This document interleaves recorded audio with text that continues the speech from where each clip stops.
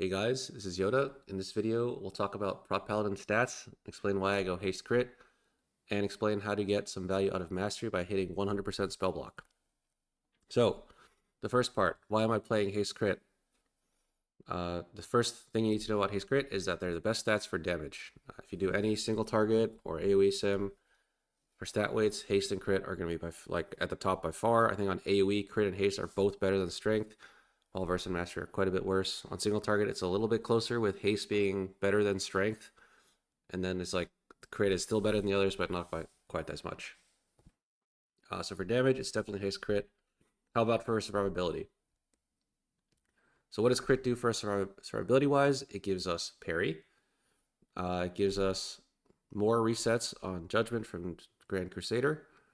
And it also allows our Word of Glory to crit, and other self-heals can occasionally also crit. So there's a few self-heals that cannot crit, such as Lightforged Blessing, but a few of them can also crit. Compare that to Mastery, which is giving us flat DR, and reduced damage in Consecration, which is flat DR, and also increased block chance. So Mastery was nerfed going into War Within, and also there is another reason crit is better compared to when it was in Dragonflight. So this talent, Strength and Adversity, used to be 10% parry on 5 targets. Now it's 25% parry on 5 targets. So why does that make crit better? So if you look at our parry, the way parry and dodge work is that parry and dodge are additive, and they're also with each other, and they're also additive with any baseline parry slash crit buffs, parry slash dodge buffs that your class has from your talent tree. So for Paladin, that's Strength and Adversity, we just went over. Paladin, as I recall, also did not have this 3% dodge in Dragonflight. So in Dragonflight, basically we had 10% baseline. We had Strength and Adversity, which was 10%. Now, you'll see we have 28% baseline. So this crit, whatever parry we're getting from crit and strength, is being taken out of the 72% chance that we have to get hit baseline. Whereas in Dragonflight, it was being taken out of the 90% chance that we had to get hit, which makes it more valuable. Also, in the War Within, just to use a few examples, there are many hits which are much better to be parried than blocked, and also some of them just simply cannot be blocked. So we'll use Arakara as an example. In the beginning, all of the hits can be parried and blocked. But once you get to the second section, these enemies, Bloodstained Assistant, if you ever played Prot Warrior, you know these guys are your worst nightmare. So this ability, Extraction Strike, has a very low cooldown. It's about 10 seconds or 8 seconds, I think. It cannot be blocked. It does a massive amount of damage to the tank. And if it hits, then the assistant gets a buff, which increases their damage and healing. And they also heal the full amount to themselves. So if this cannot be blocked, so obviously block is useless against this. Mastery would be slightly useful because, as you can see, it will reduce the damage I take from it by 10%. Obviously, I don't have that much mastery. If I had more, it would reduce it by a little bit more. But if I parry it, then it just straight up doesn't heal at all, and it also doesn't get the buff. And also, if it had stacks of the buff, then those stacks will drop because it didn't refresh it. So parry is crazy strong against these. There's also these enemies at the end. Grasping Slash will slow you and apply a debuff. If you parry it, then it doesn't apply the debuff. Obviously, it also doesn't do any damage, so you won't be slowed for when this mob casts Erupting Web. Obviously, there's a bunch of them, so you need to parry it quite a bit to get lucky. As another example, in Dawnbreaker, at the start, there is this enemy, the Nightfall Commander, his Tainted Slash. If you parry, you don't get the bleed. There's also in Stone Vault these enemies that apply Fracture. The Forge Hands, you can parry Fracture, you won't get the debuff.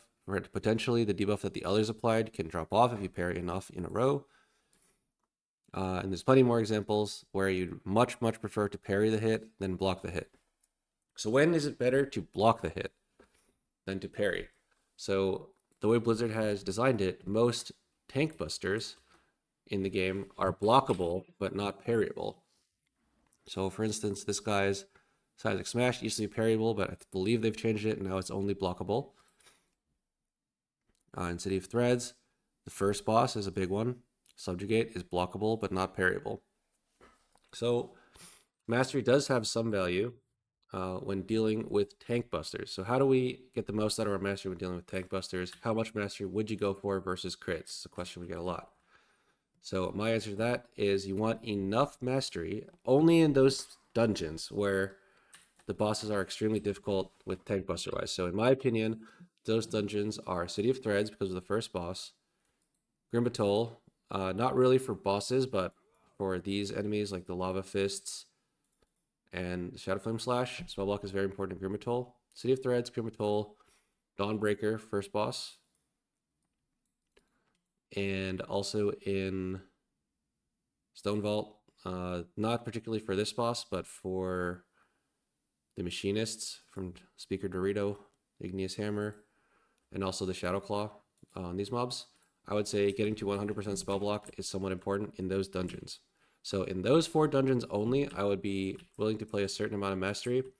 So I have this gear set here. It's called 100% spell block. And that's because I'm getting to 50.64. So if you have a shaman, this is actually going to be like on the borderline of 52% block because my group plays with a shaman. If you don't have a shaman, they need a little bit more mastery. Right now, that number is 9424 for me. Probably 9420 is enough. If you don't have a shaman, that number, I believe, is 10,600 to get to 52% block. So why is 52% block significant? So if you look at our talents here, we can untalent this because I would do that if I'm trying to get 100% block. Untalent these for 2 points Faith in the Light. You can also trade this point over here. You put a knife tier, whatever you want. As you can see, these 2 talents, Faith in the Light gives 30% and Barricade of Faith is 10. So if you add that to our 52, this would be a 52, then we have 92% block. Then add Improved Holy Shield, which we're always taking baseline since we're fighting fire is so OP. That's 100% spell block. So we'll just demo it real quick here. We have 51 because we have no shaman. I'm going to throw my shield. Now it's 61. Word of Glory myself. Now it's 91 until this falls off. And with a shaman, that would be 92. Again, plus Improved Holy Shield, that's 100%. In my opinion, this 100% breakpoint is relatively important because when you're going into these bosses in a high key, you kind of want to have a plan for what you're going to do for every single tank buster. Since the tank busters are scripted, they always happen at the same time. And sometimes, even though you're playing a paladin with very low cooldowns, you may not have a cooldown for every single one, or your cooldown may not be strong enough, which is why blocking it is very valuable. Usually block is worth about 40% damage reduction. If you have less than 100% spell block, then and you don't have a cooldown or you don't want to use a cooldown on that tank buster, then whatever percent that you didn't block, that's the percent that you die. So having 100% spell block is nice to have some safety. Again, that is 9,400-ish mastery and about 10,600 with no shaman. That is the most mastery that I would play on Paladin. I wouldn't go higher for the reasons we mentioned above, parry and damage.